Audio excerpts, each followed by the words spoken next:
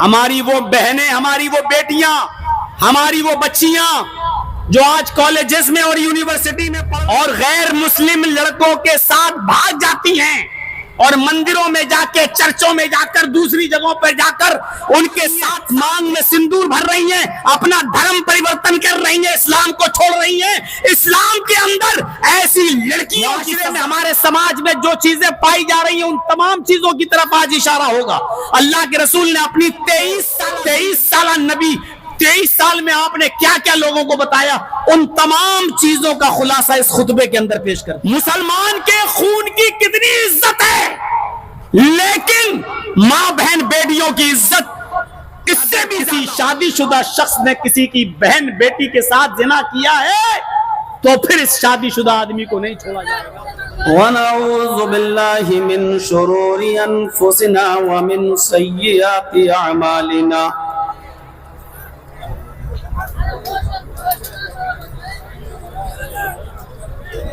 من يهده الله فلا مضل له ومن يضلله فلا هادي له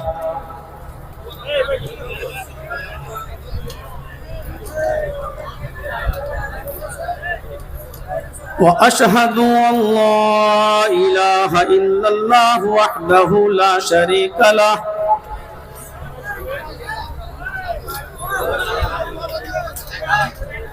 وأشهد أن محمدًا عبده ورسوله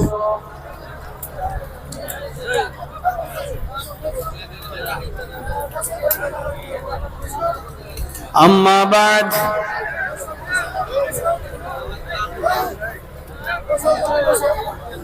فإن خير الحديث كتاب الله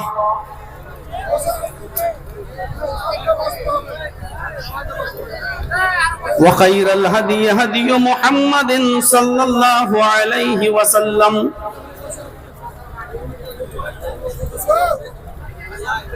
وشر الأمور محدثاتها وكل محدثة بدعة وكل بدعة ضلالة وكل ضلالة في النار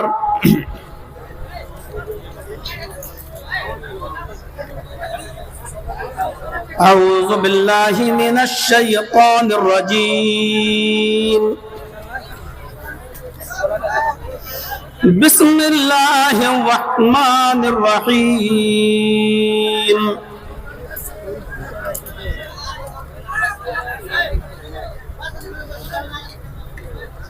اليوم أكملت لكم دينكم وأتممت عليكم نعمتي ورضيت لكم الإسلام دينا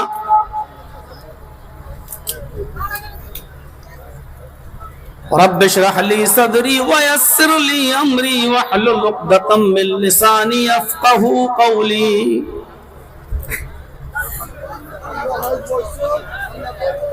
اسٹیج پر تشریف فرما معزز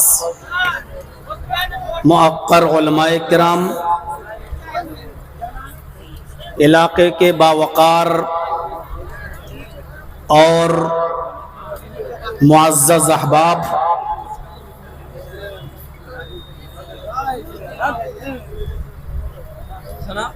قرب و جوار سے، اطراف و اکناف سے تشریف لائے ہوئے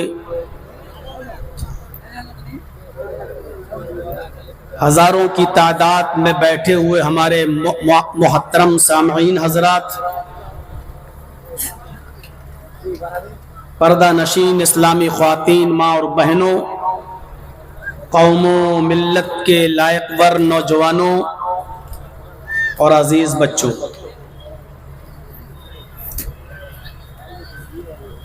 مجھے پہلے یہ بتایا گیا کہ آپ کو 1 بجے وقت مل جائے گا،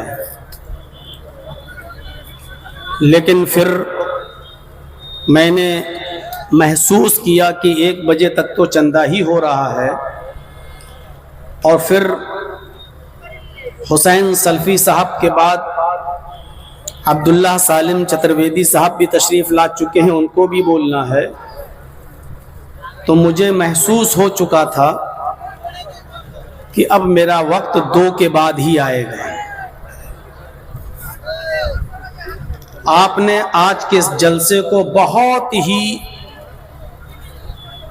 کامیاب بنایا ہے. اب آپ آخری دور سے گزر رہے ہیں. میں سمجھتا ہوں کہ شاید میری تقریر بھی لاسٹ ہی ہو، میرے بعد کوئی مقرر نہ ہو. آپ نے بہت سنجیدگی کے ساتھ سنا ہے. آخری پڑاؤ میں، آخری مرحلے میں اس جلسے کو آپ ناکام مت کیجیے. بہت ہی سنجیدگی کے ساتھ سنیے. آپ کے اس جلسے کی کامیابی 100% اس کی گارنٹی میں دیتا ہوں. جب مجھ جیسے چیف گیسٹ کو اور مقرر خاص کو بھی آپ کے علاقے میں جب 1 گھنٹہ جام میں پھنسنا پڑا ہو اور سڑک سے لے کر مجھے اپنے مقام تک پہنچنے میں 1 گھنٹے سے اوپر کا وقت لگ گیا ہو، جو بارات کا دولہا ہو جب اس کے ساتھ یہ حال ہو تو پھر باراتیوں کا حال کیا رہا ہوگا، یہ میں اچھی طریقے سے سمجھ رہا ہوں. اللہ نے آپ کے اس جلسے کو بہت کامیاب کیا ہے. آخری وقت میں بھی آپ اس کو کامیاب بنائیے. آج آپ کے مجمع نے، آپ کی بھیڑ نے، آپ کی تعداد نے یہ بتا دیا ہے کہ کتنا بھی الیکشن کا دور ہو اور کتنا بھی معاملہ دوسرا ہو، لیکن دین سے محبت ابھی ہمارے دلوں میں باقی ہے. اسلام سے محبت ہمارے دلوں میں باقی ہے. یہ جلسہ میں دینی جلسہ ہے، اس لیے سیاست سے اس جلسے کا کوئی تعلق نہیں ہے. ہمیں دین کی باتیں سننا ہے اور کوشش کرنا ہے کہ سننے سے زیادہ ہم اس پر عمل کریں، کہ عمل سے زندگی بنتی ہے، جنت بھی اور جہنم بھی. ہمارے جیسے عمل ہوں گے ویسے ہی ہمیں اس کا نتیجہ ملے گا. اچھے عمل تو اچھا نتیجہ، برے عمل تو برا نتیجہ. اچھا عمل تو جنت، برا عمل تو جہنم. میرے پیارے ساتھیوں، سنجیدگی کا ماحول بنائے رکھیے گا. انشاءاللہ کچھ قیمتی باتیں ہمارے اور آپ کے سامنے آئیں گی. پھر اللہ سے دعا، جتنے لوگوں نے تقریریں کی ہیں، خطاب کیا ہے، اللہ رب العالمین خطاب کرنے والوں کو بھی اور جو سن رہے ہیں ان کو بھی عمل کرنے کی پوری توفیق عطا فرمائے. قرآن کریم کی یہ آیت جو میں نے ابھی آپ کے سامنے خطبہ مسنونہ کے بعد تلاوت کی ہے، یہ حجۃ الوداع کے موقع پر یہ آیت نازل ہوئی تھی. اور اس آیت کے اندر یہ بتایا گیا ہے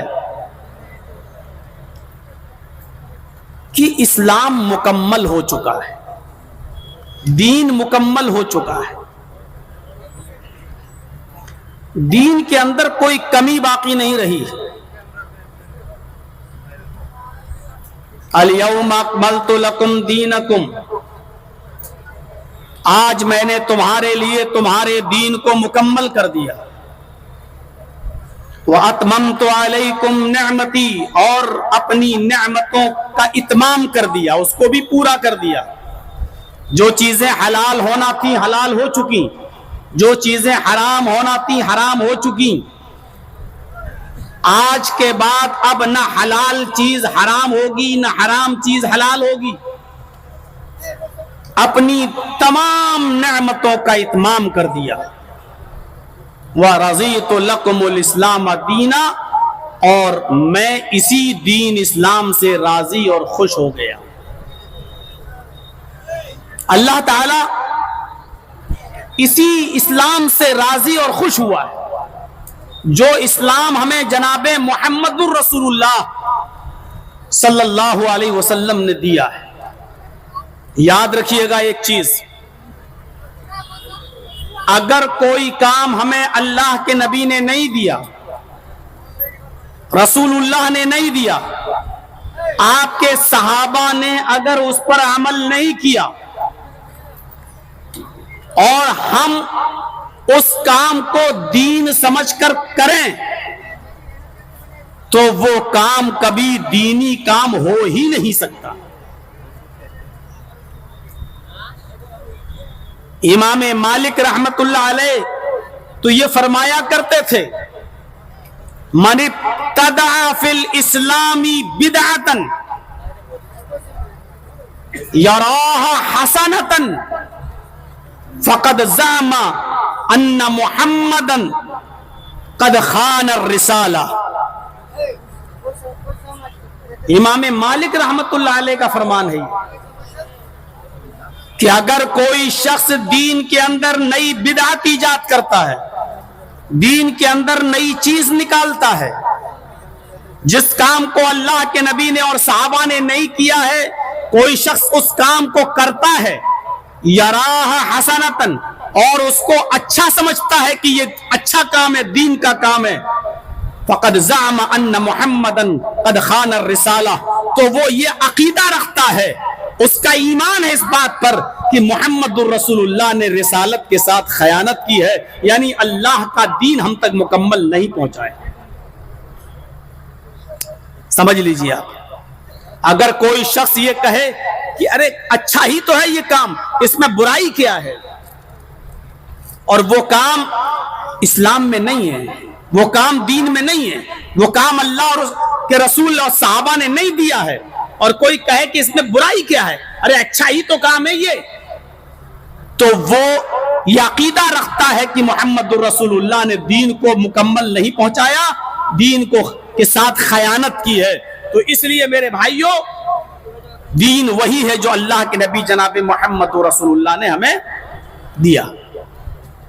یہ خطبہ، یہ آیت حجۃ الوداع کے موقع پر نازل ہوئی، اور حجۃ الوداع میں 1,44,000 صحابہ کا مجمع تھا۔ کتنا؟ 1,44,000 کا۔ آپ نے حجۃ الوداع کے 2 خطبے دیے۔ ایک خطبہ دیا 9 تاریخ کو عرفات کے دن، عرفہ کے میدان میں، اور آپ نے ایک دوسرا خطبہ دیا 10 تاریخ کو یوم النہر، وہ مینا کے میدان میں۔ لیکن میں دونوں خطبوں کا ذکر آج نہیں کر سکتا۔ نبی اکرم کے ان 2 خطبوں میں سے ایک خطبے کا ذکر آج میں کروں گا۔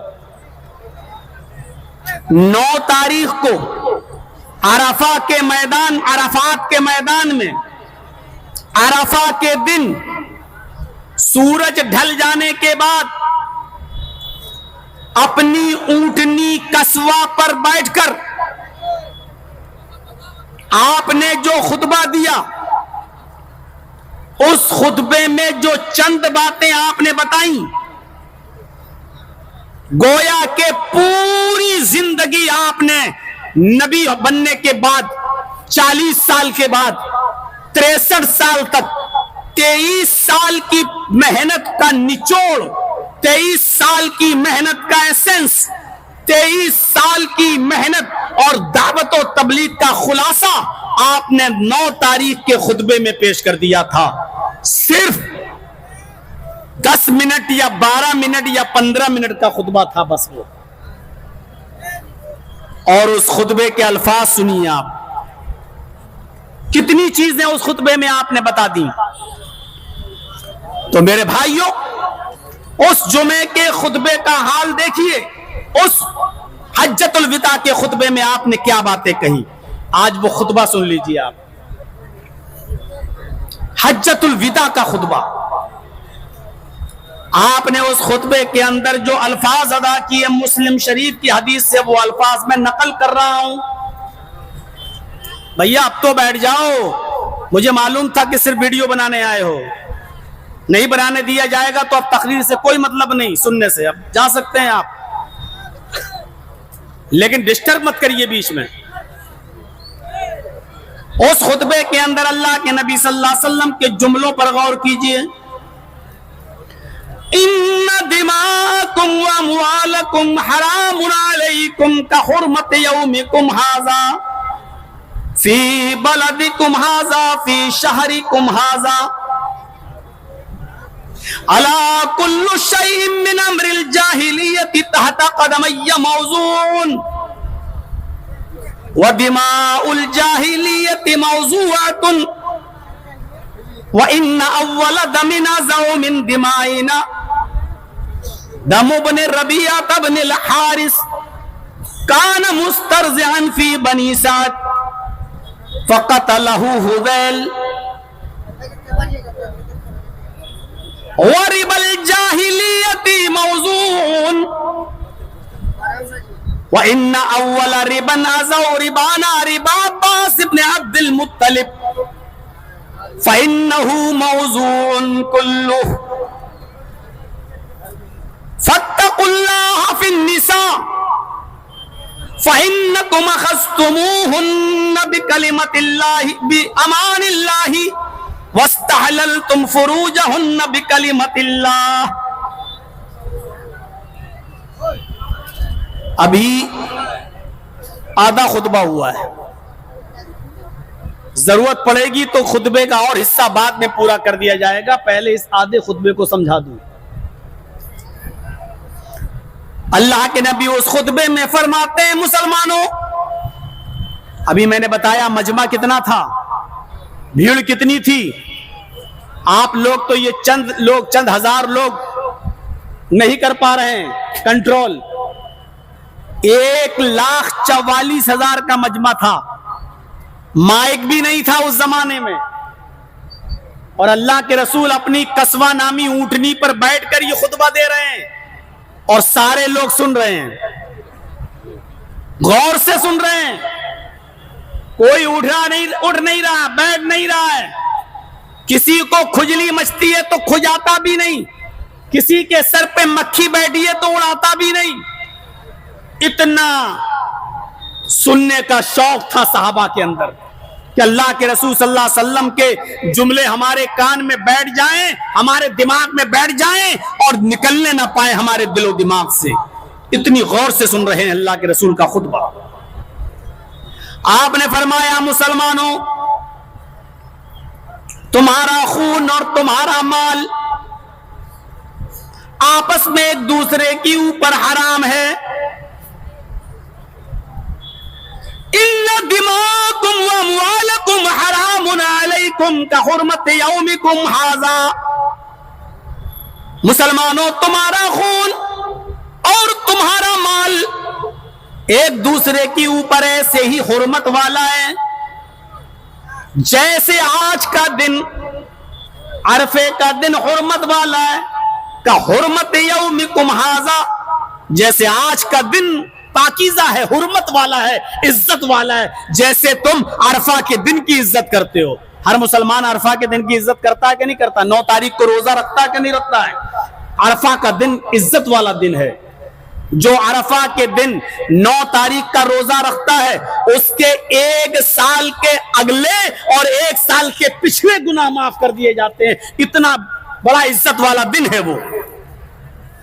تو اللہ کے نبی فرماتے ہیں جیسے آج کا دن عزت والا ہے ایسے ہی ہر مسلمان کا خون عزت والا ہے. کوئی کسی کو قتل نہیں کر سکتا ہے, کوئی کسی کو مار نہیں سکتا ہے, کوئی کسی کو رسوا اور ذلیل نہیں کر سکتا ہے.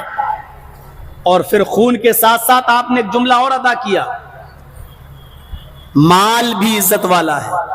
کوئی مسلمان کسی دوسرے مسلمان کا مال ناجائز طریقے سے نہیں کھا سکتا ہے. ارے سنو یار, آج کا خطبہ آپ کو بہت سی چیزوں کی طرف اشارہ کرے گا. معاشرے میں, ہمارے سماج میں جو چیزیں پائی جا رہی ہیں ان تمام چیزوں کی طرف آج اشارہ ہوگا. اللہ کے رسول نے اپنی 23 سالہ زندگی کا نچوڑ 23 साल नबी, 23 साल में आपने क्या क्या लोगों को बताया, उन तमाम चीजों का खुलासा इस खुतबे के अंदर पेश कर दिया आपने। जैसे आज का दिन हुर्मत वाला है, इज्जत वाला है, फी बलदिकुम हाजा फी शहरिकुम हाजा, जैसे ये शहर, ये मक्का इज्जत वाला है। मक्का कितना इज्जत वाला शहर है, और जैसे ये महीना कितना एहतराम वाला है, जिलहिज्जा का महीना, कुर्बानी का महीना। अल्लाह के नबी ने मुसलमानों के खून और माल की इज्जत और तकरीम कैसे बताई है कि जैसे तुम आज के दिन की इज्जत करते हो, इस शहर मक्के की इज्जत करते हो, और इस महीने की यानी कुर्बानी के महीने की, जिलहिज्जा की इज्जत करते हो, ऐसी मुसलमानों के खून और मुसलमानों के माल की इज्जत भी करो।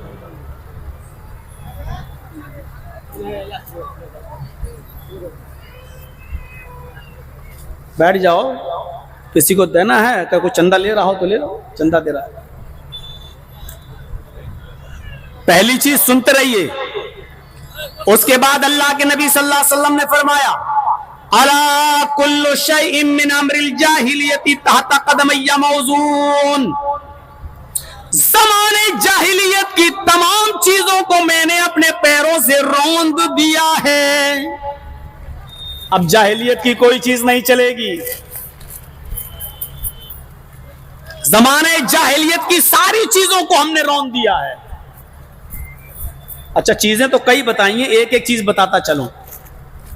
पहले नंबर पे आपने क्या इस्तेमाल किया, मुसलमानों का खून हराम है, कोई किसी को कत्ल नहीं कर सकता है। अल्लाह फरमाता है, मन वमन यक्तुल मुमिनन मुतअम्मिदन फजज़ाउहु जहन्नम खालिदन फीहा वग़ज़िबल्लाहु अलैहि व लअनहु व अअद्द लहु अज़ाबन अज़ीमा। जो किसी मुसलमान, कोई मुसलमान अगर किसी मुसलमान को कत्ल कर दे, उसको मार दे, तो उसके लिए 5 सजाएं बताई हैं कुरान की इस आयत में। उसके लिए 5 सजाएं। बहुत से लोग ऐसे होंगे, और हमसे पूछो, हम तो ससुराल में रह चुके हैं, जेल में, हमें अच्छी तरीके से मालूम है कि कितने मुसलमान कत्ल के केस में आए हैं। हमसे ज्यादा इस मामले को कौन समझेगा।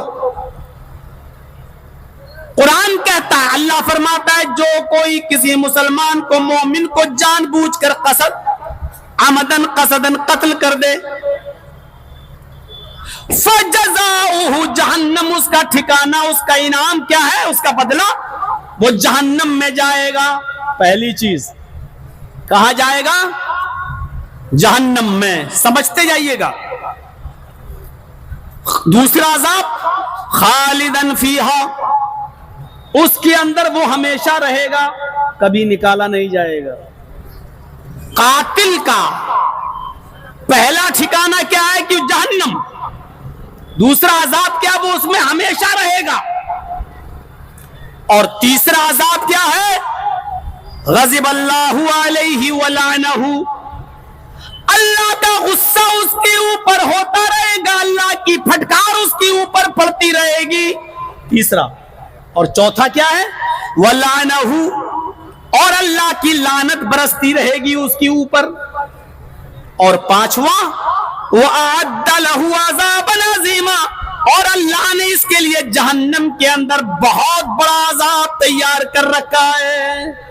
वो कितना बड़ा अजाब है अल्लाह ने नहीं बताया, सिर्फ अल्लाह जानता है कि कातिल को, जिसने किसी मुसलमान का कत्ल किया है, उस मुसलमान कातिल को अल्लाह रब्बुल आलमीन जहन्नम में कितना बड़ा अजाब उसके लिए तैयार किया, ये सिर्फ अल्लाह जानता है। ये 5 अजाब कातिलों के लिए, जिसने किसी मुसलमान को कत्ल किया है, उसके लिए बताए। खुतबे में क्या कह रहे हैं आप, मुसलमान का खून इतना आसान नहीं है कि आप जब चाहेंगे किसी मुसलमान को गाली दे देंगे, जब चाहेंगे किसी मुसलमान को माँ बहन की गाली दे देंगे, जब चाहेंगे आप किसी मुसलमान का मर्डर कर देंगे, जब चाहेंगे आप किसी मुसलमान का खून बहा देंगे। अल्लाह के नबी फरमाते हैं, सुनिए हदीस, अल्लाह के रसूल ने क्या फरमाया, ला यहिल्लु दमु इम्रिइन मुस्लिमिन لا يحل دم امرئ مسلم يشهد ان لا اله الا الله واني رسول الله الا باحدى ثلاث السيب الزاني والنفس بالنفس والتارك لدينه. 3 چیزوں کی طرف اشارہ کیا. اللہ کے نبی فرماتے ہیں کسی مسلمان کے لیے کسی مسلمان کا خون بہانا حلال نہیں ہے. کوئی مسلمان کے لیے کسی بھی ایسے مسلمان کا خون بہانا, اس کا قتل کرنا جائز نہیں ہے, حلال نہیں ہے. جو مسلمان کلمہ پڑھتا ہو, لا الہ الا اللہ کہتا ہو, اس بات کا اقرار کرتا ہوں کہ اللہ کے علاوہ کوئی معبود نہیں, اور وہ مجھے اللہ کا رسول مانتا ہو, وہ انی رسول اللہ, اور وہ مانتا ہو کہ محمد اللہ کے رسول ہیں, ایسے آدمی کا قتل کرنا کسی مسلمان کے لیے حلال نہیں. الا باحدى ثلاث, ہاں اگر ان 3 چیزوں میں سے کوئی ایک چیز پائی جا رہی ہے اس مسلمان کے اندر تو اس کا قتل کیا جا سکتا ہے. وہ 3 چیزیں کیا ہیں؟ الا باحدى ثلاث, 3 چیزوں میں سے کوئی ایک چیز اگر کسی مسلمان کے اندر پائی جا رہی ہے تو پھر اس مسلمان کا قتل کرنا حلال ہو جائے گا, جائز ہو جائے گا. لیکن آپ کے لیے نہیں, ہمارے لیے نہیں. جہاں اسلامی حکومت ہوگی وہاں, جہاں اسلامی شریعت نافذ ہوگی وہاں وہ 3 کام کیا ہیں, یا تینوں کاموں میں سے کوئی ایک کام کیا ہے جس پر مسلمان کا قتل کرنا جائز ہو جاتا ہے؟ 3 کاموں میں سے پہلا کام سنیے, السیب الزانی. کوئی شادی شدہ انسان ہے, شادی شدہ, اور وہ زنا کرتا ہے, زنا کر لیا اس نے, تو اس شادی شدہ انسان کو زنا میں ثبوت مل جانے کے بعد, 4 گواہ کے اقرار کے بعد, یا اس کے جرم قبول کر لینے کے بعد اب اس مسلمان آدمی کا خون بہانا, اس کو قتل کرنا حلال ہے.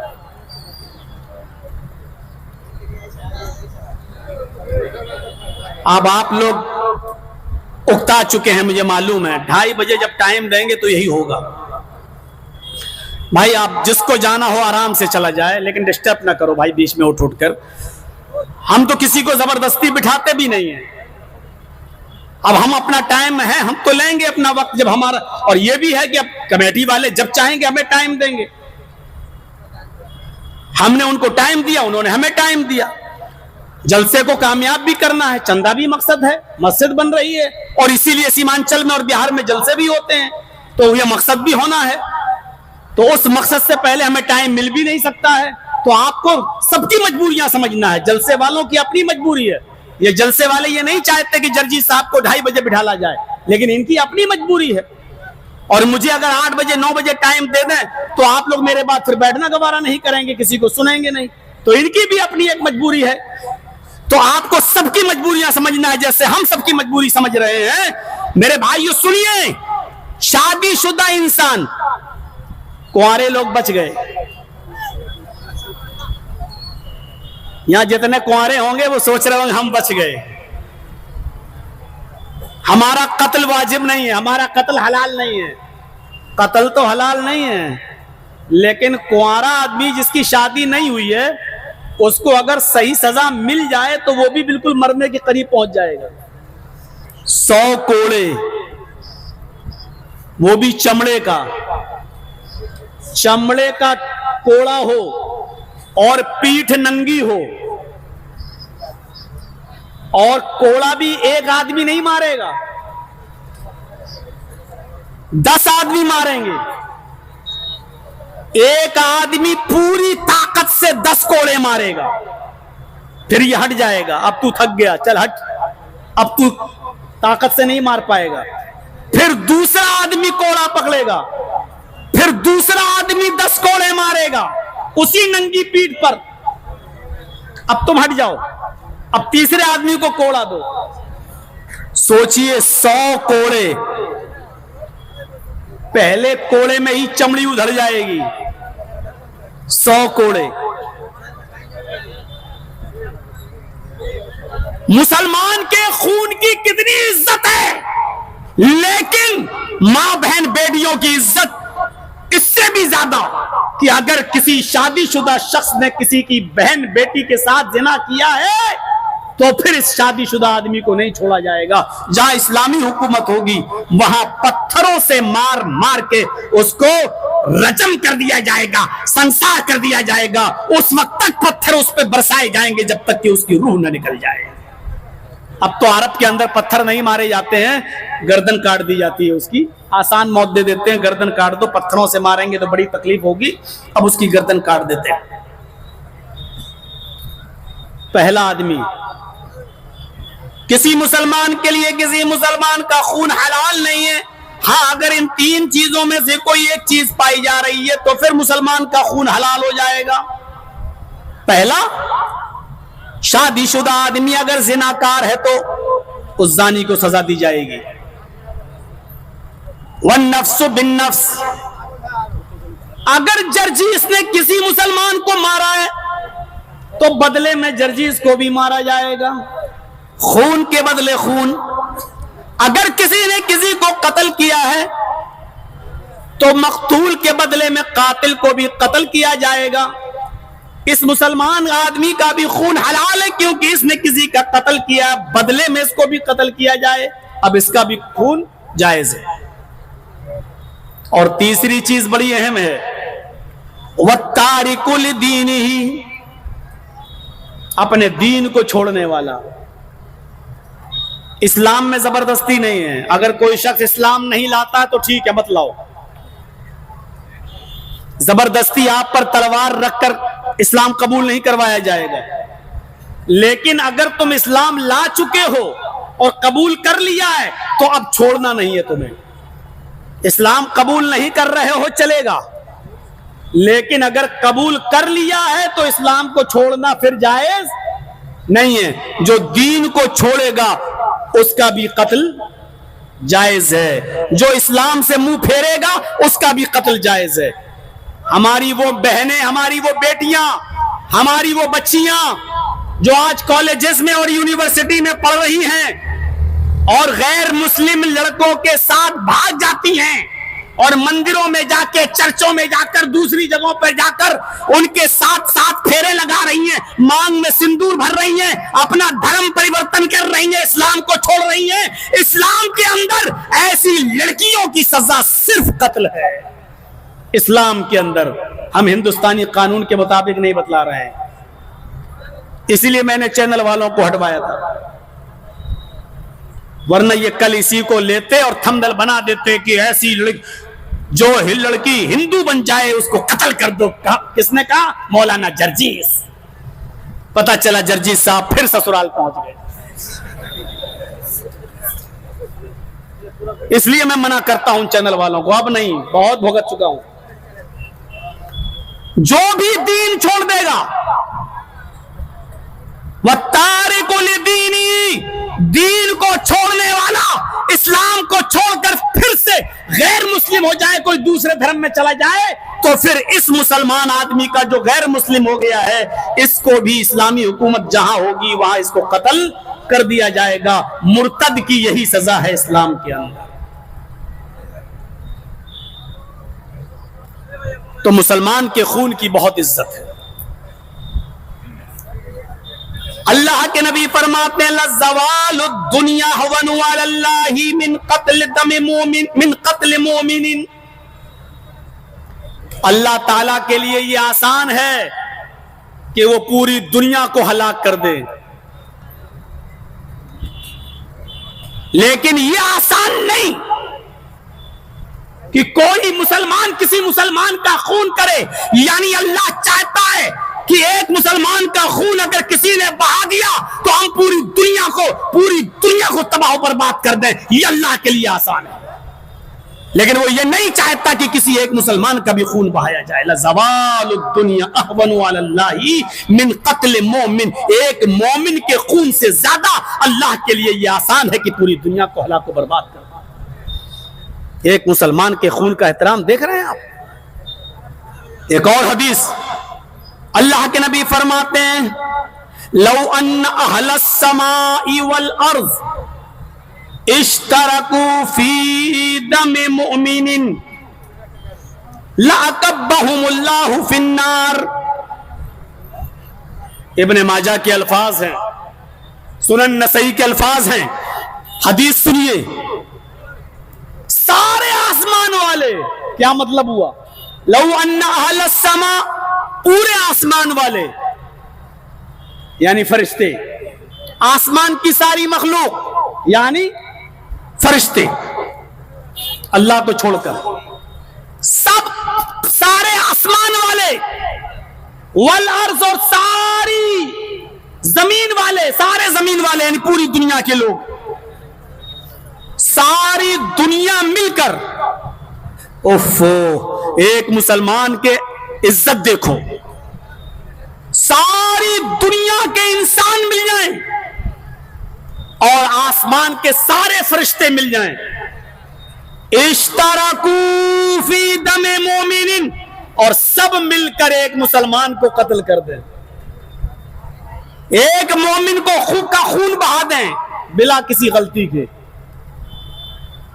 بنا کسی غلطی کے ایک مسلمان کا، ایک مومن کا قتل کر دیں، تو اللہ تعالیٰ ایک مومن کو، ایک مسلمان کو مارنے کے جرم میں لَأَكَبَّهُمُ اللَّهُ فِي النَّارِ، اللہ آسمان کے فرشتوں کو بھی جہنم میں ڈال دے گا، اور ساری دنیا والے، ساری دنیا کی انسانیت کو جہنم میں ڈال دے گا. یہ ایک مسلمان کے خون کا احترام ہے. اللہ کے نبی فرماتے ہیں اگر فرشتے بھی ایک مسلمان کے خون میں شامل ہو جائیں اور زمین والے بھی ایک مسلمان کے خون میں شامل ہو جائیں تو اللہ ان سب کو جہنم میں ڈال دے گا. علماء بیٹھے، پوچھو اکبہم کہاں ہے؟ اللہ ایسے ہی نہیں پھینک دے گا، منہ کے بل جہنم میں ڈال دے گا، اوندھے منہ الٹا کر کے ان سب کو جہنم میں پھینک دے گا. یہ ہے ایک مسلمان کے خون کا احترام، یہ ہے ایک مسلمان کے خون کی عزت. اللہ کے نبی فرماتے ہیں یجیء القاتل والمقتول یوم القیامت متعلق براس صاحبی، قیامت کے دن قاتل اور مقتول دونوں اللہ کے سامنے کھڑے ہوں گے. قیامت کے دن قتل کرنے والا اور جس کو قتل کیا گیا دونوں اللہ کے پاس کھڑے ہوں گے. متعلق براس صاحبی، جس کو قتل کیا گیا وہ قاتل کی گردن پر سوار ہو جائے گا، اس کے سر کے بال پکڑ کر کھینچ کر اس کو لے کر آئے گا. مقتول قاتل کو کھینچ کر لائے گا، اللہ کے سامنے لا کر کھڑا کر دے گا. یقول، اور پھر اللہ سے کہے گا سل ھذا لما قتلنی، اے اللہ اس سے پوچھ کہ اس نے دنیا میں مجھے کیوں مارا تھا، اے اللہ اس سے پوچھ کہ اس نے دنیا میں مجھے کیوں قتل کیا تھا. ربی سل ھذا لما قتلنی، اے اللہ اس سے سوال کر اس نے دنیا میں میرا مرڈر کیوں کیا تھا، میری بیوی کو بیوہ کیوں کیا تھا، میرے بچوں کو یتیم کیوں بنایا تھا. اس سے پوچھ، یہ ہے میرا قاتل، اس نے مجھے مارا، اس نے مجھے کیوں مارا تھا، اس سے پوچھ، مجھے تو نہیں معلوم، اس سے پوچھ اس نے مجھے کیوں مارا. پہلی چیز، ابھی قتل کے اوپر اور بھی بولا جا سکتا ہے لیکن مجھے کئی چیزیں بتانا ہے آپ کو، اس لیے شارٹ کٹ میں اب آگے چلیے. ان دماءکم، مسلمانوں کا خون تمہارے اوپر حرام ہے، کسی کا نہیں بہا سکتے. وَأَمْوَالَكُمْ، اور مال بھی ایک دوسرے کا حرام ہے تمہارے اوپر. کوئی مسلمان کسی دوسرے مسلمان کا مال ناجائز طریقے سے نہیں کھا سکتا ہے. قرآن کہتا ہے یا ایھا الذین آمنوا لا تأکلوا اموالکم بینکم بالباطل، اے مسلمانوں تم آپس میں ایک دوسرے کا مال باطل طریقے سے مت کھاؤ، ناجائز طریقے سے مت کھاؤ. باطل کہہ دیا، ہر غلط طریقہ اس میں شامل ہے. باطل طریقے سے آپ مت کھاؤ. جرجیت صاحب کی دکان ہے، موبائل سنبھالتے ہیں، میں میکینک ہوں موبائل کا، ایک مثال دے رہا ہوں سنیے. حرام کمائی کی. جرجیت صاحب موبائل کے میکینک ہیں, موبائل سنبھالتے ہیں. آپ کا موبائل گر گیا, خراب ہو گیا, آپ میرے پاس لے کر آئے. دیکھیے تو صاحب, جرجیت صاحب اس میں کیا کمی ہے. میں نے دیکھا, دیکھنے کے بعد میں جان گیا ہوں اس میں 100 روپے کی ایک چیز پڑے گی اور یہ صحیح ہو جائے گا. میں نے اس سے کہہ دیا صاحب اس میں تو بہت کمی ہو گئی ہے, اس میں تو 1000 روپے کا خرچہ لگے گا. صاحب دیکھ لیجئے, غریب آدمی ہوں, 1000 نہیں لوں گا, نہیں دے پاؤں گا, تھوڑا سا دیکھ لیجئے, ڈسکاؤنٹ کریے. دیکھیے صاحب اتنا تو اس میں مارجن آتا, کوئی بچتا ہی نہیں ہے, یہ نہیں بچتا, وہ نہیں بچتا. 800 روپے میں معاملہ طے ہو گیا. اور پھر بھی آپ اس سے کہہ رہے ہیں کہ نہیں صاحب 50 روپے بھی نہیں کماؤں, 100 روپے بھی نہیں کماؤں, پھر ہمارا بیٹھنے کا فائدہ کیا بھائی؟ ہمیں بھی تو کچھ پیسہ بچنا چاہیے. 150 روپیہ آپ نے اس کو بیوقوف بنا دیا اور وہ 800 روپے میں وعدہ کر کے چلا گیا. آپ نے 100 روپے کی چیز ڈال دی اور 800 روپے اس سے لے لے. آپ کا 800 روپے لینا غلط نہیں ہے, آپ کا یہ کہنا غلط ہے کہ کیا 100 روپے بھی میں نہ کماؤں, کیا 50 روپے بھی میں نہ کماؤں, جبکہ آپ 700 روپے کما رہے ہیں.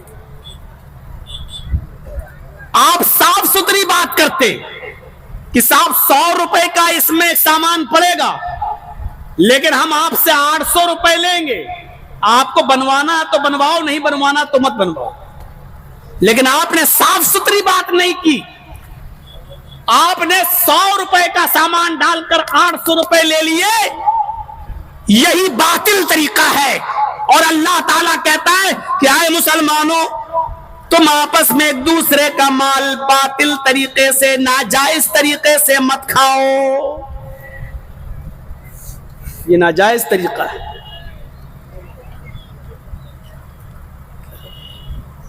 ایک سرکاری اسکول ہے, سرکاری اسکول میں میری نوکری لگنا ہے, نمبر اب میرا ہے. فلاں آدمی ریٹائر ہوگا تو اس کے بعد اب نمبر جرجیز کا ہے. لیکن جرجیز کے پاس پیسہ نہیں ہے, نمبر ہے اس کا, قاعدے سے نمبر کے مطابق میں اس حقدار ہوں اس نوکری کا. لیکن میرے ورودھی نے 20 لاکھ روپے رشوت دے کر پرنسپل کو یا صدر کو سرکاری نوکری لے لی. اور پرنسپل نے یہ کہہ دیا صاحب اسکول کو ضرورت تھی, مدرسے کو ضرورت تھی, اس لیے ہم نے لے لیا ہے اور اب آپ کو بعد میں موقع دیا جائے گا. آپ نے حقدار کا حق مار دیا اور جس کا حق نہیں تھا اس سے 20 لاکھ روپے رشوت لے کر, 25 لاکھ روپے رشوت لے کر آپ نے اس کو نوکری دے دی. اب یہ نوکری چاہے سرکاری مدرسے کی ہو یا اسکول کی ہو یا کالج کی ہو, چاہے وہ مدرسہ ہی کیوں نہ ہو, یہ ناجائز طریقے سے کمائی کو کمانا ہے, یہ ناجائز طریقے سے مال کو کمانا ہے. اسی کو اللہ نے کہا لا تأکلوا اموالکم بینکم بالباطل. اے مسلمانوں, تم آپس میں ایک دوسرے کا مال ناجائز طریقے سے مت کھاؤ, باطل طریقے سے مت کھاؤ. یہ باطل طریقہ ہے. اسکولوں میں بھی چلتا ہے, مدرسوں میں بھی چلتا ہے, چناؤ میں بھی چلتا ہے, الیکشن میں بھی چلتا ہے. یہ سب جو حقدار ہے اس کا حق مار لو, جو غیر حق والا ہے اس کو حق دے دو, اس کو کرسی پر بٹھا دو. جس کا نمبر ہے اس کا نمبر کاٹ دو, جس کا نمبر نہ ہو اس کو نمبر پہلے نمبر پر لے آؤ. یہ تمام چیزیں باطل ہیں, حرام ہیں, سراسر حرام ہیں.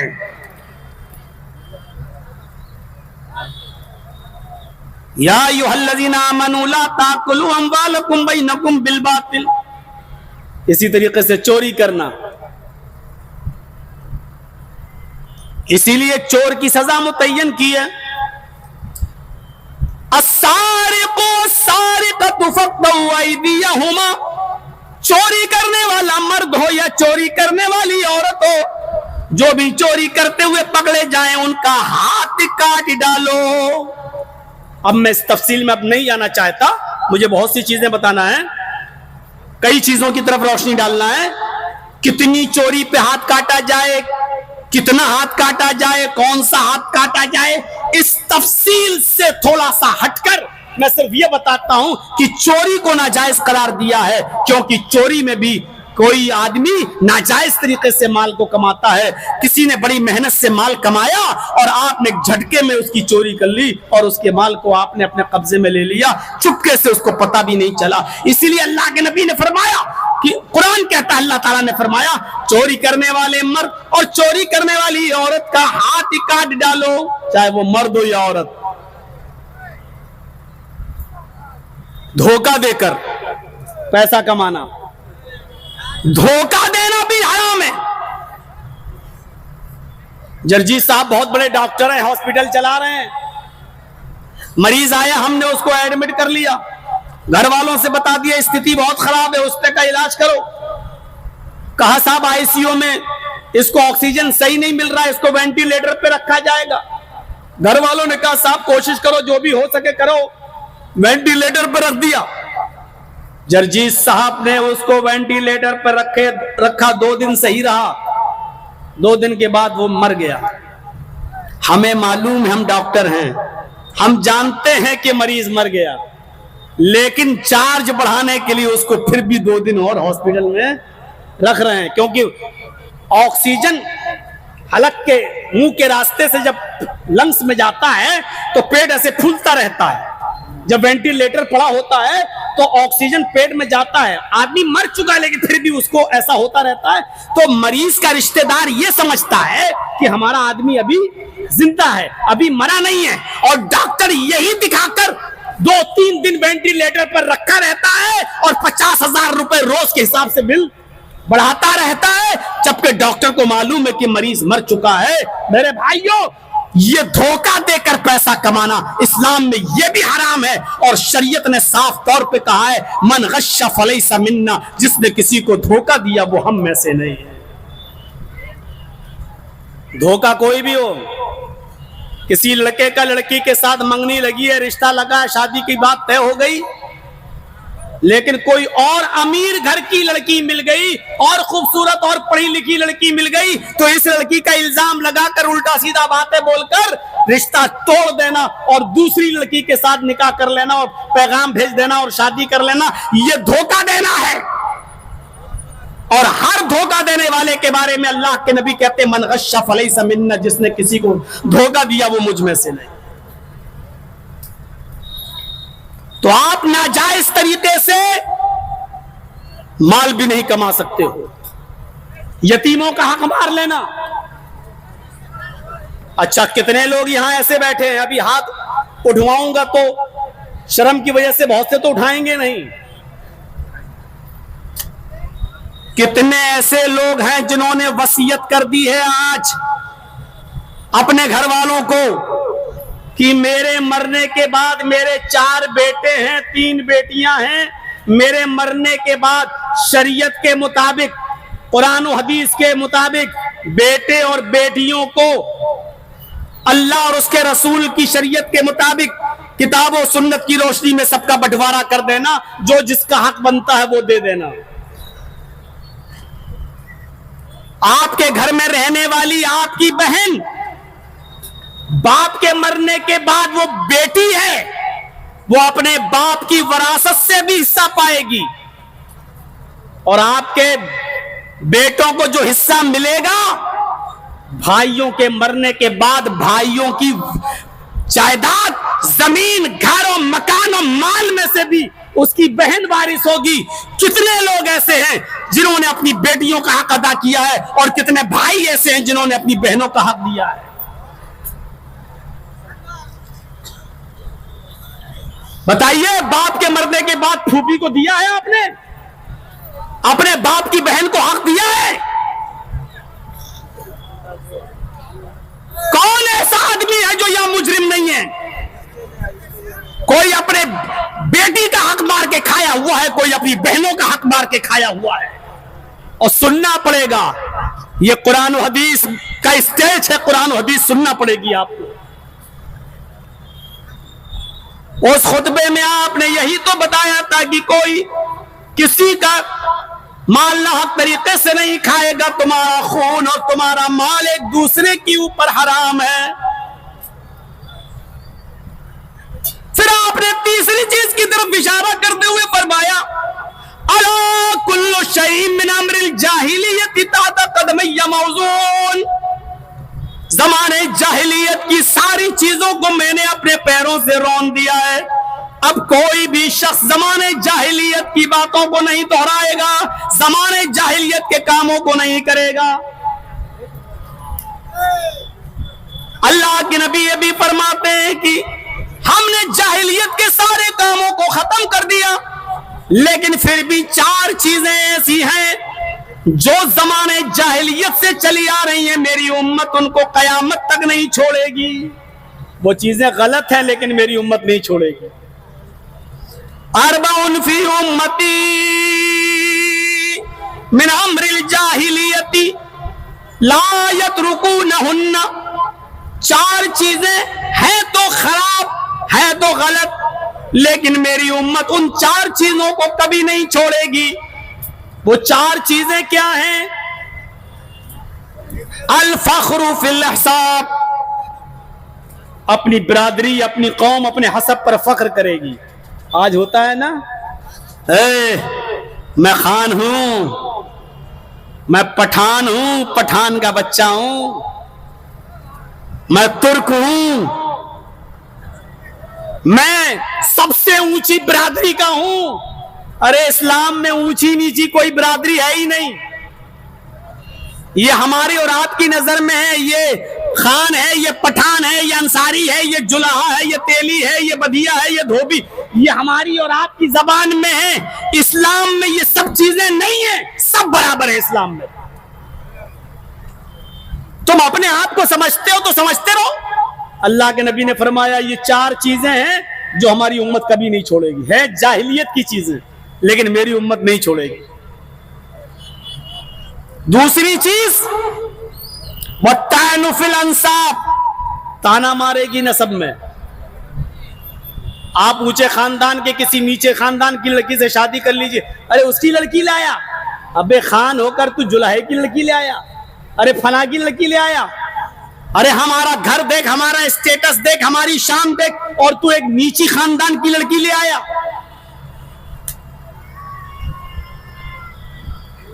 والطعن فی الانساب، نسب میں تانا مارے گی، یہ برائی میری امت میں کبھی نہیں جائے گی۔ والاستسقاء بالنجوم، ستاروں کو دیکھ کر کہے گی ہاں بارش برسنے والی ہے، یہ ستارہ نکلا تو اب بارش ہوگی، آسمان ستاروں سے بارش حاصل کرے گی ہماری امت۔ اور چوتھی چیز جو میری امت کبھی نہیں چھوڑے گی، والنیاحۃ، نوحہ کرنا، ماتم کرنا، رونا، اپنے باپ، اپنی ماں، اپنے بیوی، اپنے بچوں کے انتقال پر وہ روئے گی اور ماتم کرے گی، چیخے گی ہائے بیٹا تو مر گیا، اب یہ کھلونے سے کون کھیلے گا۔ بیوی اپنے شوہر کے ہاتھ چوڑیاں پھوڑے گی اور کہے گی لوگ چلے گئے، اب میرے سر پہ ہاتھ کون رکھے گا، چیخ چیخ کر روئیں گے، ماتم کرے گی میری امت، نوحہ کرے گی، چیخے گی اور چلائے گی۔ اللہ کے نبی فرماتے ہیں یہ زمانے جاہلیت کی ساری چیزیں ہیں لیکن میری امت یہ نہیں چھوڑے۔ لیکن آپ یہ بھی کہہ رہے ہیں کہ میں نے زمانے جاہلیت کی ساری چیزوں کو اپنے پیروں سے روند ڈالا ہے، اب جاہلیت کی کوئی چیز باقی نہیں۔ چوتھی چیز کی طرف آپ نے فرمایا وَدِمَاءُ الْجَاهِلِيَّةِ مَوْضُوعَةٌ، زمانے جاہلیت میں اگر کسی نے کسی کا خون مرڈر کیا ہے، خون بہایا ہے، مارا ہے کسی کو، تو اب کوئی بدلہ نہیں لے گا کسی سے، چھوڑ دو، ہمارے خاندان کے لوگوں نے تمہارے خاندان کو مارا ہے، تمہارے خاندان والوں نے میرے خاندان کو مارا ہے، آج سارے خون ختم، آج نہ ہم بدلہ لیں گے نہ تم بدلہ لوگے، آج کے بعد خون کرنا حرام ہے، ایک دوسرے کا مرڈر جائز نہیں ہے، اور اب تک جو ہوا ہے ہم تمہارے خون معاف کر رہے ہیں، تم ہمارا خون معاف کرو۔ اور سب سے پہلے آپ نے اپنے قبیلے کا خون معاف کیا, اپنے خاندان کا خون معاف کیا. آپ نے فرمایا لوگوں سب سے پہلے میں اپنے خاندان کا خون معاف کر رہا ہوں. ان اول دم نزع من دمائنا دم ابن ربیعہ بن الحارث, میں اپنے خاندان ابن ربیعہ ابن حارث کا خون معاف کر رہا ہوں. یہ چھوٹا بچہ تھا, ابن ربیعہ ابن حارث, یہ چھوٹا بچہ تھا, بالکل دودھ پیتا بچہ, قبیلے بنو سعد میں دودھ پیتا تھا. کان مسترضعا فی بنی سعد, بنو سعد میں یہ بچہ دودھ پیتا تھا.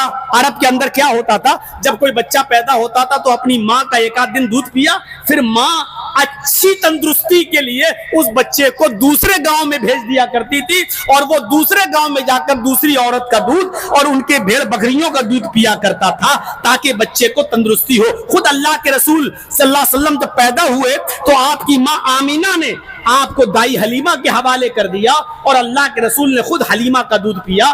حلیمہ کے پاس چلے گئے, قبیلے بنو سعد میں محمد رسول اللہ نے بھی بچپن میں دودھ پیا. تو آپ نے فرمایا میرے خاندان کا بچہ, میرے خاندان کا بچہ جو بنو سعد میں دودھ پیتا تھا, اس بچے کو حذیل نے, قبیلے حذیل نے قتل کر دیا تھا. فقتلہ حذیل, اس بچے کو خاندان حذیل خاندان کے لوگوں نے مار ڈالا تھا, اس بچے کو قتل کر دیا تھا. میں اس بچے کا خون معاف کر رہا ہوں, اس بچے کا کوئی انتقام نہیں لے گا, اب کوئی خون کا بدلہ نہیں لے گا. میں نے اپنا خون معاف کیا, تم لوگ اپنا خون معاف کرو, اب کوئی کسی سے بدلہ نہیں لے گا. اس سے یہ پتا چلتا ہے کہ اگر کوئی برائی روکنا ہو تو سب سے پہلے اس کام کو خود پہلے کرنا چاہیے. اگر ہمیں یہ کہنا ہے کہ نماز پڑھو تو مولانا جرجیس صاحب کو پہلے خود نماز پڑھ کر دکھانا پڑے گا. اگر ہم نے یہ کہا ہے کہ شادیوں میں بارات نہیں جانا چاہیے تو مولانا جرجیس صاحب کو اپنے لڑکے کی شادی میں پہلے بارات کا خود بائیکاٹ کرنا چاہیے. اگر ہم نے یہ کہا ہے کہ سود اور بیاج کھانا حرام ہے تو سود اور بیاج کو سب سے پہلے بولنے والے کو خود چھوڑنا چاہیے, کیونکہ اللہ کے رسول کہہ رہے ہیں کہ سب سے پہلا خون میں اپنے خاندان کا معاف کر رہا ہوں. آپ نے لوگوں کو قتل سے روکا تو سب سے پہلے اپنے خاندان کا خون معاف کر کے دکھایا. اسی کو قرآن کہتا ہے یا ایھا الذین آمنوا لم تقولون ما لا تفعلون, اے مسلمانوں تم ایسی باتیں کیوں کرتے ہو جس کے اوپر تم خود عمل نہیں کرتے. اے لوگوں تم ایسی باتیں کیوں اپنے زبان سے کہتے ہو جس کے اوپر تمہارا خود عمل نہیں ہے. کبر مقتا عند اللہ ان تقولوا ما لا تفعلون, اللہ کی نظر میں یہ بہت برا کام ہے کہ تم وہ کام, تم اس کام کو, تم جو کہو اس پر خود عمل نہ کرو. اللہ کی نظر میں یہ بہت برا کام ہے. ایک حدیث سنتے چلو, اللہ کے نبی صلی اللہ علیہ وسلم فرماتے ہیں کہ مجھے دکھایا گیا رأیت لیلۃ اسری بی رجال تقرض السنتهم وشفاههم بمقاريض من نار. شب قدر کی رات میں مجھے دکھایا گیا, معراج کی رات میں مجھے دکھایا گیا. جب مجھے معراج ہوئی مجھے جہنم دکھائی دی تو میں نے جہنم کے اندر دیکھا.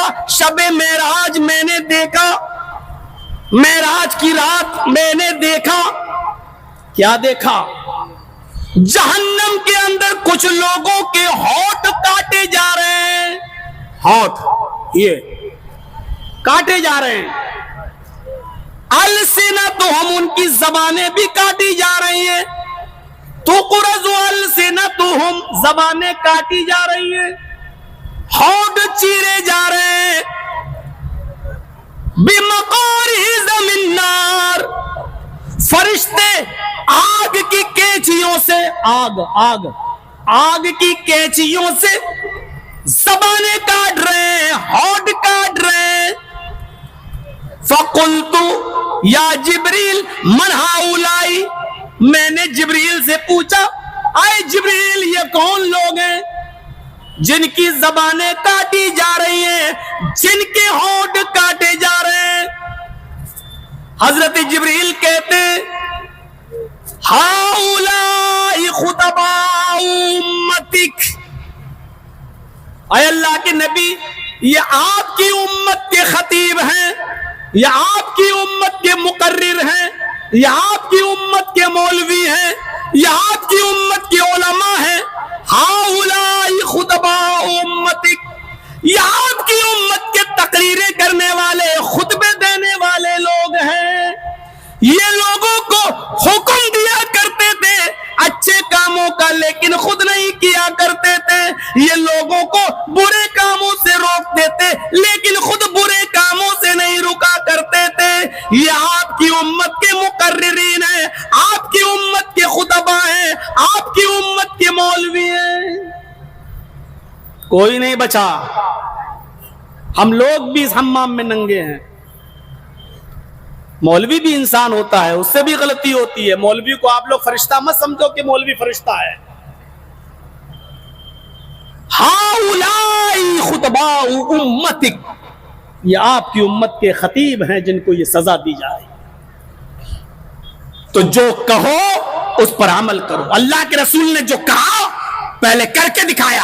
آپ نے کہا کہ اے لوگوں زمانے جاہلیت کا خون حرام، اب معاف ہے، کوئی کسی کا بدلہ نہیں لے گا، تو سب سے پہلے آپ نے اپنے خاندان کا خون معاف کیا۔ اب جو چیز آ رہی ہے اس میں اکثر مسلمان ملوث ہے، اس میں مولوی بھی ملوث ہے، اس میں حاجی بھی ملوث ہے، اس میں نمازی بھی ملوث ہے۔ وہ چیز سن لیجئے، سنتے چلیے۔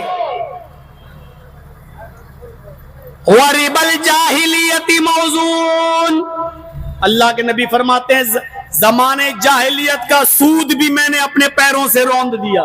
سود جانتے نا، سود انٹرسٹ، بیاج۔ اللہ کے نبی نے کہا اس کو بھی میں نے اپنے پیروں سے روند دیا، یہ بھی حرام ہے۔ اور سب سے پہلا سود میں اپنے چچا عباس ابن عبد المطلب کا معاف کر رہا ہوں۔ وَإِنَّ أَوَّلَ رِبًا أَزَوْ رِبَانَا رِبَا عباس ابن عبد المطلب، میں سب سے پہلے عباس ابن عبد المطلب کا سود معاف کر رہا ہوں۔ آج کے بعد کوئی سودی کاروبار نہیں ہوگا، کوئی سود نہیں لے گا نہ دے گا۔ سود کو میں نے اپنے پیروں سے روند دیا۔ بہت بری بلا ہے سود۔ سود، یا ایھا الذین آمنوا لا تاکلوا الربا ضعافا مضاعفا، اے مسلمانوں تم سود کو دگنا چگنا کر کے مت کھاؤ۔ اے مسلمانوں تم سود کو بڑھا چڑھا کر مت لو۔ 1,00,000 روپے ہم نے آپ کو دیا ہے، 1 مہینے کے بعد آپ 1,05,000 ہمیں دے دینا۔ ہم 1,00,000 روپے آپ کو سود پر دے رہے ہیں، 1 مہینے کے بعد ہم 5,000 روپے آپ سے لیں گے۔ بینک میں بھی آپ کا سود بڑھ رہا ہے۔ سود، اللہ تعالیٰ فرماتا ہے اے ایمانوں والو، اے مسلمانوں، یا ایھا الذین آمنوا اتقوا اللہ وذروا ما بقی من الربا، اے مسلمانوں تم اللہ سے ڈرو اور جو باقی سود ہے اس کو چھوڑ دو۔ اب ہم اس طرف نہیں جائیں گے ابھی کہ سود کو کیا کریں، کیا بینک میں چھوڑ دیں، یا سود اگر ہے تو اس پیسے کا ہم کیا کریں، ہم اس طرف نہیں جانا چاہ رہے ہیں۔ ابھی صرف یہ سن لو کہ اللہ نے کہا وَذَرُوا مَا بَقِيَ مِنَ الرِّبَا، جو سود کسی کے اوپر باقی اگر بینک میں ہے یا کسی آدمی کے اوپر ہے چھوڑ دو۔ آپ اپنی اوریجنل کمائی لے لو، اپنی اوریجنل رقم لے لو، آپ اپنا مول دھن لے لو، بیاج مت لو، چھوڑ دو۔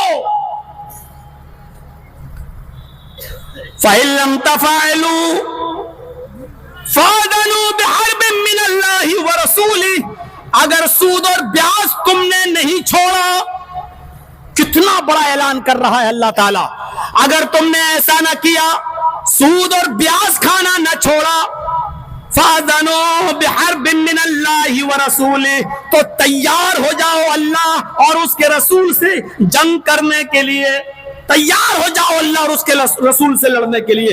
کون ہے جو اللہ سے لڑ سکے؟ کون ہے جو اس کے رسول کا مقابلہ کر سکے؟ سود کتنا برا ہے، سننا چاہتے ہو تو سنو۔ اللہ کے نبی صلی اللہ علیہ وسلم نے فرمایا الربا 70 حوبا ایسرها ان ينكح الرجل امه، سود کے 70 گناہ ہیں، الربا 70 حوبا، سود کے 70 گناہ ہیں، اور سب سے ہلکا گناہ کیا ہے؟ سب سے ہلکا عذاب، سب سے ہلکا گناہ کیا ہے؟ ان ينكح الرجل امه، کوئی لڑکا اپنی ماں کے ساتھ نکاح کر لے۔ ماں کے ساتھ نکاح ہو جائے گا؟ کوئی لڑکا، کوئی نوجوان اپنی ماں کے ساتھ شادی کرنا چاہے تو ہو جائے گی؟ نکاح میں 3 آیتیں پڑھی جاتی ہیں نا، یا ایھا الذین آمنوا اتقوا اللہ حق تقاتہ ولا تموتن الا وانتم مسلمون، یا ایھا الناس اتقوا ربکم الذی خلقکم من نفس واحدہ وخلق منها زوجها وبث منهما رجالا کثیرا ونساء واتقوا اللہ الذی تساءلون به والارحام ان اللہ کان علیکم رقیبا۔ 2 اور تیسری آیت یا ایھا الذین آمنوا اتقوا اللہ وقولوا قولا سدیدا یصلح لکم اعمالکم ویغفر لکم ذنوبکم ومن یطع اللہ ورسولہ فقد فاز فوزا عظیما۔ یہ 3 آیتیں نکاح میں پڑھی جاتی ہیں، اس کے بعد بیوی حلال ہوتی ہے۔ اگر یہ تینوں آیتیں کوئی لڑکا کسی مولوی سے پڑھوائے اور ماں کے ساتھ نکاح کرے تو کیا ان آیتوں کے ذریعے ماں حلال ہو جائے گی؟ 3 آیتیں کیا، پورا قرآن پڑھ ڈالو تب بھی ماں حلال نہیں ہوگی، اور پورا قرآن کیا 1,00,000 مرتبہ بھی قرآن پڑھ ڈالو تب بھی ماں حلال نہیں ہوگی۔ بتانے کا مقصد یہ ہے اللہ کے رسول کا کہ جس طرح قرآن کی آیتیں اور قرآن پڑھنے سے بھی ماں حلال نہیں ہو سکتی ہے، اسی طریقے سے کتنا بھی اچھے سے اچھا نام لیا جائے سود حلال نہیں ہو سکتا ہے۔ جیسے ماں اپنے بیٹے پر حرام ہے، اسی طریقے سے سود بھی امت مسلمہ پر حرام رہے گا۔ جیسے ماں حلال نہیں ہو سکتی ہے لڑکے کے لیے، ویسے ہی سود حلال نہیں ہو سکتا ہے مسلمان کے لیے۔ مولانا صاحب آپ سود کی بات کر رہے ہو، ابھی میچ ہونے دو انڈیا پاکستان کا، یہاں تو ایک ایک بال پر اور ایک ایک پلیئر پر سٹا لگتا ہے، اور تھوڑی دیر کٹیہار چلے جاؤ اسٹیشن کے پاس تو باقاعدہ لاٹری کے ٹکٹ بکتے ہیں۔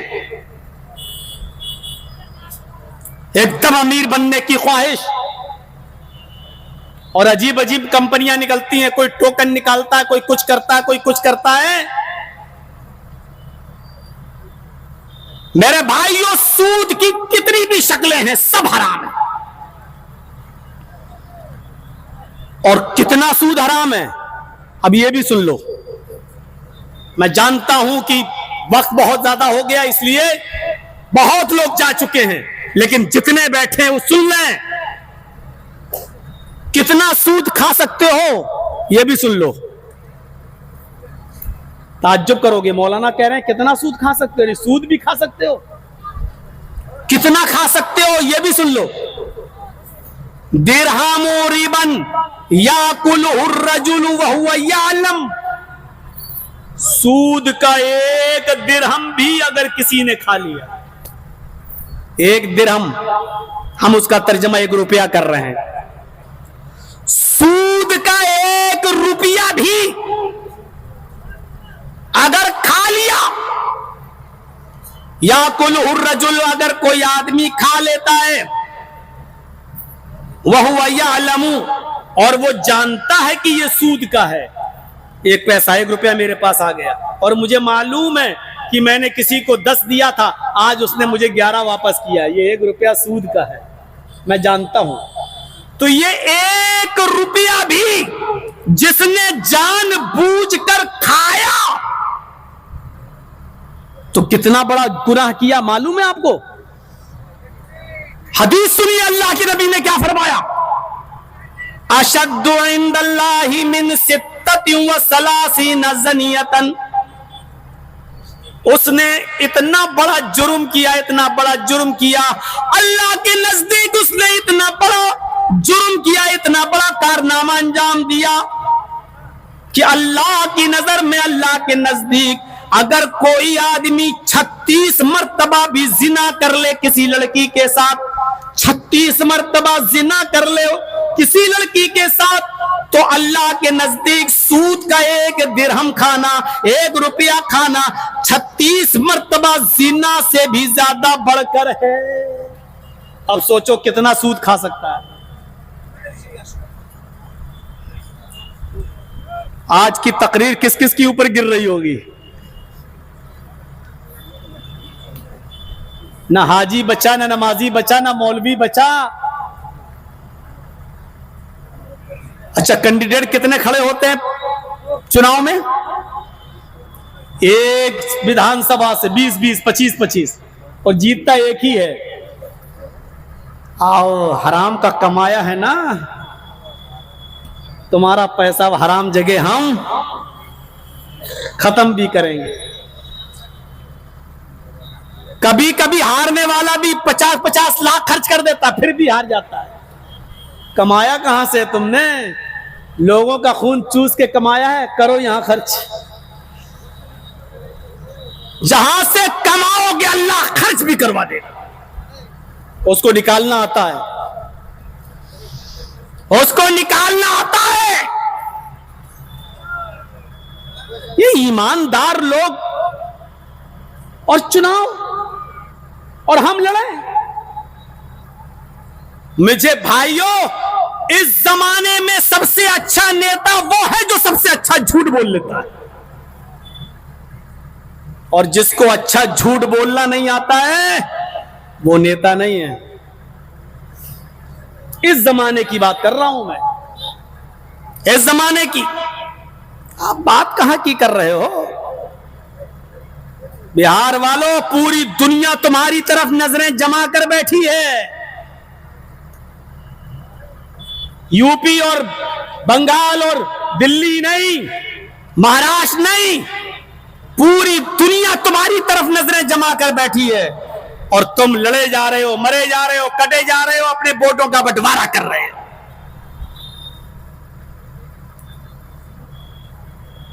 میں جانتا ہوں کہ تم بادشاہ نہیں بن سکتے، لیکن میں یہ بھی جانتا ہوں کہ تم اپنی طاقت کو پہچان نہیں رہے ہو۔ تمہارے بغیر بھی کوئی دوسرا بن نہیں سکتا، لیکن تم نے اپنی طاقت کو پہچانا نہیں۔ مصلحت اور دور اندیشی کو تم فراموش کر چکے ہو۔ کبھی کبھی حالات سے سمجھوتا کرنا پڑتا ہے۔ اور کل کی تقریر میں نے کہا تھا بیلوا میں کشن گنج کہ ایک جنگل تھا، شیر نے گدھے کا شکار کیا، بھیڑیے نے بکری کا شکار کیا، اور لومڑی نے خرگوش کا شکار کیا۔ 3 جانوروں نے 3 جانور مارے۔ شیر نے کس کو مارا؟ گدھا۔ بھیڑیے نے کس کو مارا؟ بکری۔ اور لومڑی نے کس کو مارا؟ خرگوش۔ اب شیر نے بھیڑیے سے پوچھا، بھیڑیے تم فیصلہ کرو کون سا جانور کون کھائے گا۔ اس شیر کو اگر تم سمجھ جاؤ تو مولانا جرجیز کی پوری تقریر سمجھ جاؤ گے میرا اشارہ کہاں ہے۔ شیر نے بھیڑیے سے کہا، بھیڑیے فیصلہ کر کون سا جانور کون کھائے گا۔ بھیڑیا بیچارہ شیر کی نیت سمجھ نہیں پایا۔ بھیڑیا شیر کی نیت سمجھ نہیں پایا، شیر کیا منصوبہ بنا رہا ہے اور شیر کے دل میں کیا ہے، بھیڑیا نہیں سمجھ پایا۔ بھیڑیے نے کہا، ارے صاحب یہ تو بہت آسان ہے، آپ نے گدھا مارا، آپ گدھا کھا لیجئے، بڑا بھی ہے۔ میں نے بکری ماری ہے، میں بکری کو کھا لیتا ہوں، اور لومڑی نے خرگوش مارا ہے، لومڑی خرگوش کھا لے۔ جس نے جو جانور مارا وہ اپنا اپنا جانور کھا لے۔ فیصلہ غلط نہیں تھا، فیصلہ بالکل صحیح تھا، لیکن بھیڑیا شیر کی نیت ہی نہیں سمجھ پایا۔ شیر نے کہا ادھر آ ادھر آ ادھر آ۔ کمینے، اتنا گندا فیصلہ، اتنا برا فیصلہ، ایسا فیصلہ کرتا ہے تو میں گدھا کھاؤں گا۔ شیر کو غصہ آیا اور شیر نے اپنے دانتوں سے بھیڑیے کا گلا پکڑا اور پھاڑ ڈالا اس کو، اور اس کو بھی مار ڈالا۔ اب 4 جانور مرے ہوئے پڑے ہیں، گدھا، بکری، بھیڑیا اور خرگوش۔ اب اس نے لومڑی سے کہا کمینہ فیصلہ کرنا ہی نہیں جانتا ہے، الٹا سیدھا فیصلہ کرتا ہے۔ لومڑی تو بتا، چل تو فیصلہ کر، کون سا جانور کون کھائے گا۔ لومڑی سمجھ گئی شیر کے ارادے کو، بھانپ گئی۔ لومڑی کہتی ہے واقعی وہ کمینہ تھا، اس کو معلوم ہی نہیں ہے، اتنا غلط فیصلہ اس کو کرنا ہی نہیں چاہیے۔ ارے مہاراجا، آپ تو جنگل کے راجا ہیں، یہ سارے جانور آپ کے ہیں، سب آپ کو کھانا ہے۔ صبح اٹھیے گدھا کھا لیجئے، دوپہر میں بکری کھا لیجئے، اب تو یہ بھیڑیا بھی مر گیا ہے، عصر کے ٹائم پر 4 بجے 5 بجے کے ٹائم پر یہ بھیڑیا بھی کھا لیجئے، اور شام کو سوتے وقت خرگوش بھی کھا لیجئے۔ آپ جنگل کے راجا ہیں، یہ چاروں جانور آپ کے ہیں۔ شیر نے لومڑی سے کہا واہ، یہ ہے فیصلہ، تو نے سچا فیصلہ کیا ہے، تو بالکل صحیح ہے، جا میں نے تجھے چھوڑ دیا ہے، معاف کر دیا، آزاد کر دیا ہے۔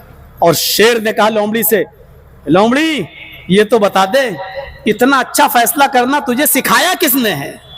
اتنا اچھا فیصلہ تجھے کرنا سیکھا تو نے کہاں سے ہے؟ لومڑی نے کہا اسی بھیڑیے سے سیکھا ہے حضور۔ یعنی بھیڑیے کی طرح اگر میں بھی فیصلہ کر دیتی تو میں بھی یہی ہوتی۔ جب حالات ایسے ہوں کہ شیر کے دل میں کیا کیا منصوبے پل رہے ہیں، اور آپ ان کے دل کے جذبات اور حالات کو نہ سمجھ پا رہے ہوں، تو کبھی کبھی صحیح فیصلہ بھی آپ کے لیے موت کا کارن بن سکتا ہے، آپ کے لیے وبال چال بن سکتا ہے۔ اس لیے مصلحت کا تقاضا یہ ہے کہ کبھی کبھی یہ بھی سوچ لو کہ ہمارے لیے فائدے مند تو کوئی نہیں ہے۔ جرجیس ڈنکے کی چوٹ پر کہتا ہے جس کو برا لگے لگتا رہے، ہمارے لیے کوئی فائدے مند نہیں ہے۔ مسلمانوں کو کسی نے کچھ نہیں دیا، کسی نے کچھ نہیں دیا۔ اور میرے جملوں کو پھر سن لو، کسی پارٹی نے، کسی ٹیم نے مسلمانوں کو کچھ نہیں دیا۔ اس وقت یہ دیکھنے کی ضرورت نہیں ہے کہ ہمیں کس نے کیا دیا، اس وقت یہ دیکھو کہ ہمارے لیے سب سے کم نقصان دہ کون ہے۔ نقصان تو سبھی پہنچا رہے ہیں ہمیں، لیکن یہ دیکھو کہ سب سے کم نقصان کون پہنچا رہا ہے، یہ دیکھ کر اپنے آپ کو بچاؤ۔ اس وقت ہم اس کنڈیشن میں ہیں کہ جرجیس صاحب کی بیوی کے بچہ پیدا ہو رہا ہے، اور ڈاکٹر نے کہا جرجیس یا تو تیری بیوی کو بچا سکتا ہوں یا بچہ بچا سکتا ہوں، بتا کس کو بچاؤں۔ بہت بری کنڈیشن ہے، جلدی بتا کیا کروں۔ جرجیس کے لیے دونوں چیزیں نقصان دہ ہے، بیوی جا رہی ہے تب بھی نقصان، بچہ جا رہا ہے تب بھی نقصان، لیکن کلیجے پہ ہاتھ رکھ کے چھوٹا نقصان اٹھا لیا۔ ڈاکٹر صاحب بیوی کو بچا لو، بیوی رہے گی تو بچے پھر بھی ہو جائیں گے، لیکن اگر بچہ جا رہا تو جانے دو، جبکہ بچے جانے کا دکھ بھی ہے لیکن مجبوری ہے، کیا کروں۔ بڑے نقصان سے بچنے کے لیے چھوٹا نقصان کرنا گوارا کر لیا۔ اس چیز کو سمجھنا بہت ضروری ہے۔ ہم بہار میں پرچار کرنے کے لیے نہیں آئے ہیں، پرچار کرنے نہیں آئے ہیں۔ بہت فون گئے ہیں میرے پاس، اس بہار کی سرزمین سے بھی بہت فون گئے ہیں میرے پاس، یہاں تک کہ مجھے پرسوں بھی ایک میٹنگ میں بلایا جا رہا ہے 28 تاریخ کو کہ آپ آئیے، آپ کی ایک زبردست میٹنگ اور ملاقات۔ میں نے کہا صاحب میں کوئی سیاسی منچ شیئر نہیں کروں گا، کسی سیاسی سٹیج پر میں نہیں جاؤں گا۔ بہار والوں کس کو ووٹ دینا ہے کس کو نہیں، یہ ہم سے زیادہ تم جانتے ہو کیونکہ یہ تمہارے علاقے کا معاملہ ہے، ہم سے زیادہ تم عقل مند ہو کیونکہ یہ تمہارے علاقے کا معاملہ ہے۔ لیکن میں اتنا ضرور کہوں گا، جہاں بھی جاؤ ایک ساتھ جاؤ، مل کے جاؤ، इज्तिमाइयत के साथ जाओ और मीटिंग करके जाओ और एक होकर जाओ। मेरे भाइयों, तुम्हारा बटना तुम्हारे लिए जहर है। पूरी दुनिया तुम्हारी तरफ नजर उठाकर देख रही है, पूरी दुनिया तुम्हारी तरफ नजर उठाकर देख रही है। हम जैसे यूपी के लोग भी आपके बिहार के रिजल्ट का इंतजार कर रहे हैं, जहां जर्जीस साहब को, जर्जीस साहब ही की मस्जिद में जर्जीस को भी बोलने की इजाजत ना हो, सिवाय जुमा पढ़ाने के अलावा कोई तकरीर की भी परमिशन ना हो। ऐसे हालात में हम लोग जी रहे हैं। इन हालात में मेरे भाइयों, हमें क्या करना है क्या नहीं, हमें अक्लमंदी से काम लेना है। अल्लाह हम सब मुसलमानों को अक्लमंदी और अक्ल शऊर से काम लेने की तौफीक अता फरमाए, हमारे ऊपर सच्चे हुक्मरानों को मुसल्लत फरमाए। मेरे भाइयों, मैं फिर कहता हूं कि तुम्हारा कोई नहीं है। अल्लाह की कसम तुम्हारा कोई नहीं है, रब्बे काबा की कसम तुम्हारा कोई नहीं है। इस वक्त में यह देखो कि तुम्हें सबसे कम नुकसान किससे पहुंच रहा है। इसका फैसला तुम करो, तुम हमसे ज्यादा जानते हो। 36 मरतबा सूद का 1 रुपया खाना 36 मरतबा जिना से ज्यादा सख्त है। बस मेरे प्यारे साथियों, 4 बज गए हैं, 3-4 मिनट बाकी हैं। इतनी कम आज तो मैं खुश था, 1 घंटा मुझे खला नहीं जाम में।